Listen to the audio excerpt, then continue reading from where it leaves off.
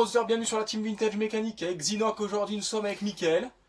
Nous allons parler dirt bike, le 120 et son 150. Le 120 je vais vous parler de l'évolution et son 150 on va s'occuper des roulements de roue arrière parce qu'ils sont HS. Pour le 120, il était fini, comme vous avez pu voir sur mon Instagram, on l'a démarré et tout ça, mais j'ai rencontré des gros problèmes de carburateur puisque le PZ19 qui est ici a le pointeau qui est mort. Et l'aiguille aussi, qui fait que, premièrement, ça pisse par le trop-plein ici, puis ça pisse aussi par en haut. Donc, au lieu d'acheter un kit pour le refaire, parce que vous pouvez trouver des kits pour les refaire, j'ai décidé de passer directement sur un Mikuni 26 avec sa pipe et son filtre. On va vous montrer quelques évolutions sur le 120 qu'on a apporté avec Mickaël qui sont plutôt pas mal.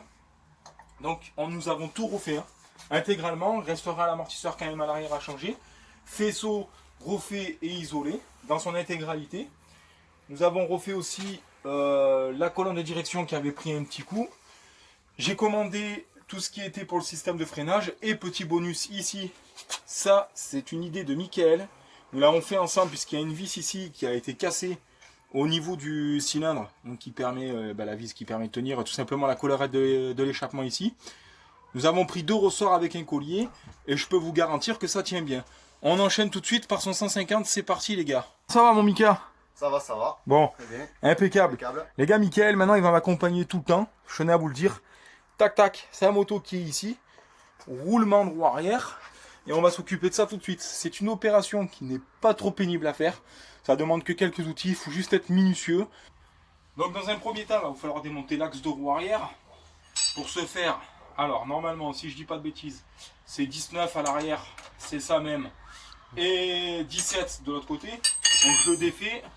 Après, avec un tournevis et un marteau, je viens taper sur l'axe pour qu'il puisse rentrer un petit peu à l'intérieur. Donc ça, je fais l'opération avec Mickaël pour qu'il puisse me tenir la moto. Déjà, dans un premier temps, je vais vous montrer l'axe. Je l'ai remonté comme il faut avec les entretoises. Donc la courte du bon côté, la plus longue de l'autre. Et les supports de tender chain, les bons du chaque côté. Voilà, donc ça c'est impeccable, c'est fait. Et ce qu'il va falloir faire dans un second temps, c'est faire... de sortir les axes ici, donc vous allez pouvoir vous aider d'un tournevis plat et d'un marteau. Vous allez venir à l'intérieur, vous allez en chercher un, il y a une gorge. Hop, il faut juste la trouver. Donc ça c'est ce qui c'est. Hop, normalement là je l'ai. Voilà, et il va falloir taper jusqu'à ce que celui-ci sorte. On fait ça et je vous montre. Les gars, j'ai tout fini. J'ai tout démonté, je vais vous expliquer comment je m'y suis pris. Donc déjà, vous ne posez jamais la couronne ou le disque face au sol, ou toujours sur un chiffon, ou idéalement sur 2 chevrons de chaque côté de la roue, ou sur une jante en tôle, ça peut vous aider. Ici, nous avons l'axe qui est situé entre les 2 roulements. Nous avons un des roulements qui a éclaté, évidemment il était mort, il manquait des billes, donc il est venu tout seul. Ça, c'est le roulement derrière, je vais vous expliquer comment je l'ai sorti. Tout simplement en utilisant une douille de 17, avec la tige, hop, et en frappant à l'aide d'un marteau. Il est venu tout seul. D'où l'essentiel de se plaquer 2 chevrons de chaque côté de la roue ou de vous mettre sur un chiffon, comme ça surélève un petit peu. Là, je vais vous expliquer comment on remonte les roulements. Les roulements, il suffit de bien graisser le conduit. Dans un premier temps, vous allez d'abord le dégraisser, regardez qu'il n'y ait pas de corps étranger ou de présence de limaille. Ensuite, vous allez bien regraisser et ajouter du silicone en spray.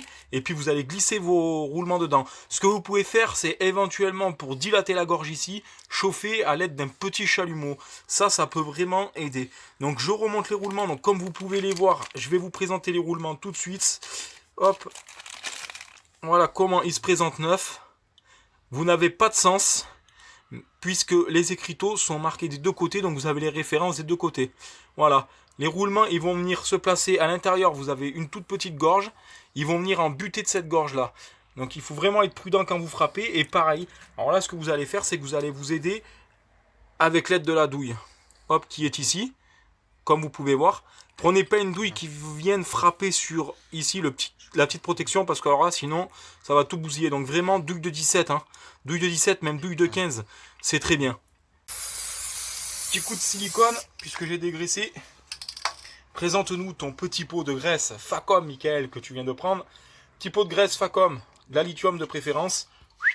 Dans le pot, dans le tube directement. Bon les copains, on a eu un léger contretemps. Apéro avec le Bubu et le Mickaël. Bon, le roulement est remonté. Le roulement du moins, de côté. Roulement tout neuf.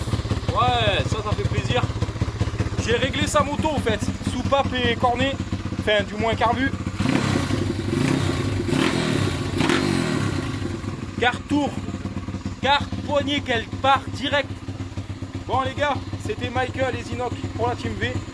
Prochaine étape, on finit le 120, puis le Seigneur.